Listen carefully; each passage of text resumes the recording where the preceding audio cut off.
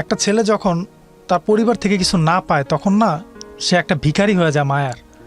যে অন্য কোনো জায়গা থেকে যদি সে মায়াটা আদরটা পাওয়া যায়, যে তুমি খাইছো, তুমি ঠিকমতো ঘুমাইতেছো কিনা, তখন ওই মানুষটা না ওই মায়ার প্রেমে পড়ে যায়। খুব স্বাভাবিক, কারণ সে মায়াটা না পাইতে পারতে তার ভিতরে একটা অভাব জন্মায়।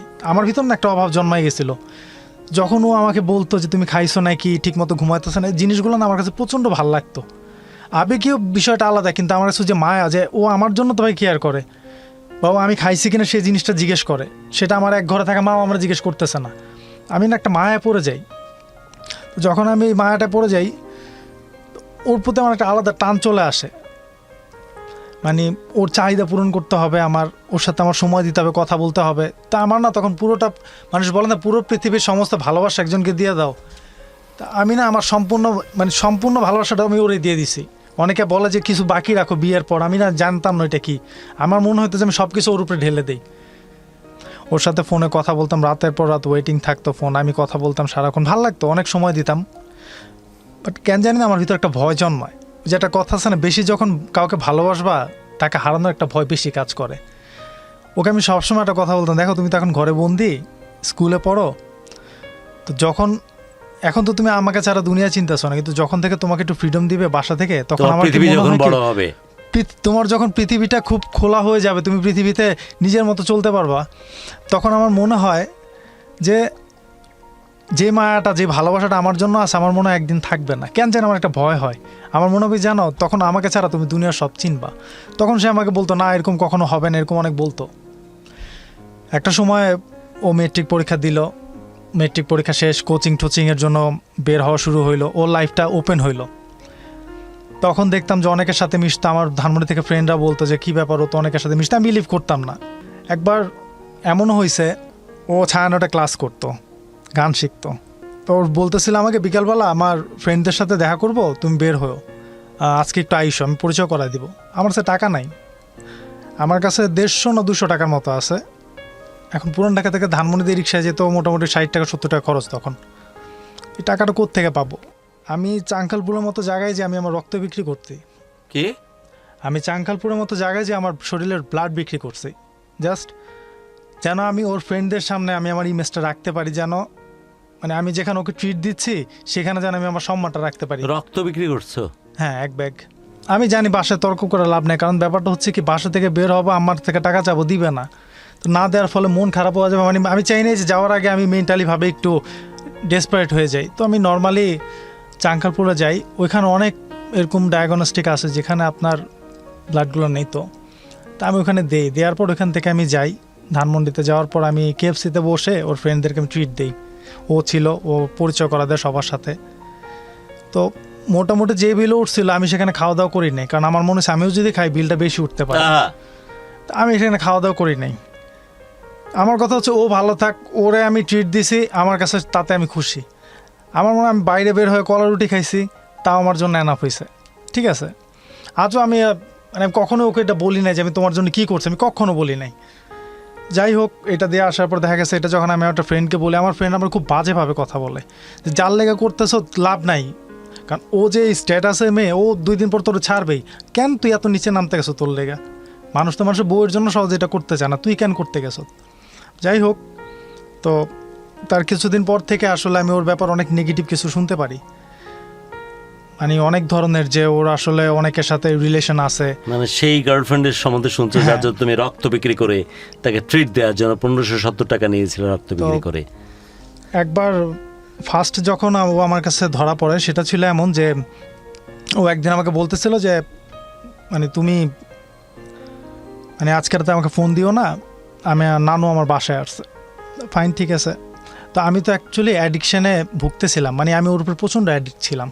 রাতে কথা হবে না, এটা যখন আমি চিন্তা করছি, অ্যাডিকশন বলতেই হচ্ছে ওর প্রতি অ্যাডিকশন, মানে ও ছাড়া আমার দুনিয়া কিছু নাই। প্রেম ভালোবাসার চাইতে বড় নেশা তো দুনিয়াতে আর নাই। অবশ্যই না, মানে আমার প্রতিটা সব কিছুর অ্যাডিকশানই হচ্ছে ও, সব কিছুতে।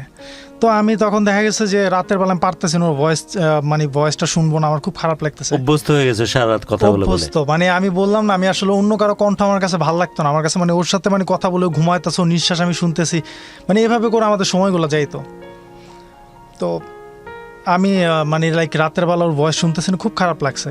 তো তো আমি করছি কি আমার আম্মুর মোবাইলটা এনে আমি ওরা ফোন দিছি, তো ফোন দেওয়ার পর ও আমার আম্মুর নাম্বার জানতো না, তো ও হ্যালো হ্যালো বলছে, আমি কথা বলি নাই, কয়েকবার শুনছি এভাবে করে 2-3 বার ফোন দিছি।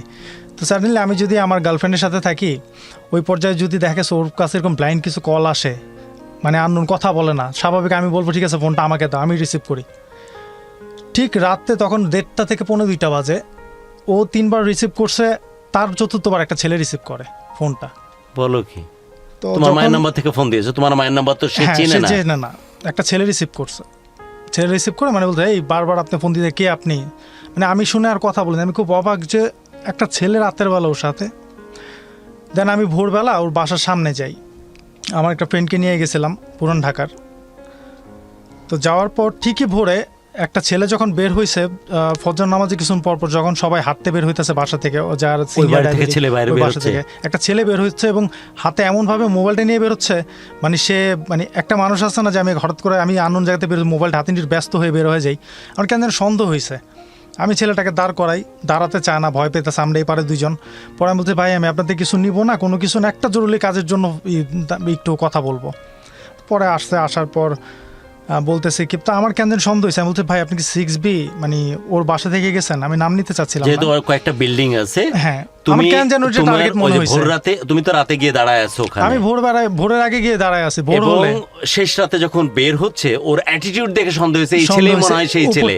কিন্তু কয়েকটা বিল্ডিং তুমি তো বুঝতেছো না যে ওই বিল্ডিং থেকে বের হয়েছে কিনা, তাই ছেলেটাকে বলছো যে ভয় পাওয়ার দরকার নাই, আপনি শুধু বলেন আমি ওর মোবাইল নিয়ে যাব কি না, আমি রাস্তার পারে দাঁড়াচ্ছি বলবো কিছু কিনা। তুমি শুধু ক্লিয়ার করতেছো তুমি এক্স্যাক্টলি ওই বাড়ি ওই ফ্ল্যাট থেকে বের হয়েছে কিনা এটা, এবং তুমি লোকেশন ওই নাম্বারটা মেনশন করেছো যে 6B থেকে বের হয়েছেন আপনি, আমরা প্লিজ বলেন ভাই। তো প্রথমে বলতেছে না না অনেক অস্বীকার করতেছে। দেন আমি মোবাইল থেকে ছবিটা দেখাই দিই যে এই মেয়ের সাথে ছেলে কিনা, সাথে কি আপনার কিছু আছে? দেন সে আমাকে বলে যে ও তো আমার গার্লফ্রেন্ড, আপনার কি হয়? তো শোনার পর আমি আসলে এমন শকড হই। তো আমি মানে আমার ফ্রেন্ড বলতেছে ভাই আপনি যদি ওর বয়ফ্রেন্ড হন তাহলে এই কে? তা আমি আমার সাথে কয়েকটা ছবি দেখাই। ফ্রেন্ড বলতেছে যে আপনি যদি ওর বয়ফ্রেন্ড হন তাহলে বলেন তোর সাথে কাটায় বাইরে হচ্ছে, ও যদি তোমার বয়ফ্রেন্ড হয় তাহলে এই ছেলেটাকে। তো ওই ছেলে বলতে আমি তো ভাই জানি না। তো লাইক তখন আমি আমার ছবিগুলো দেখাই পার্সোনালি যে ওর সাথে আমার রিলেশন আছে। ছেলে অবাক হয়ে যায়, আমি অবাক হয়ে যাই। ঠিক আছে ফাইন।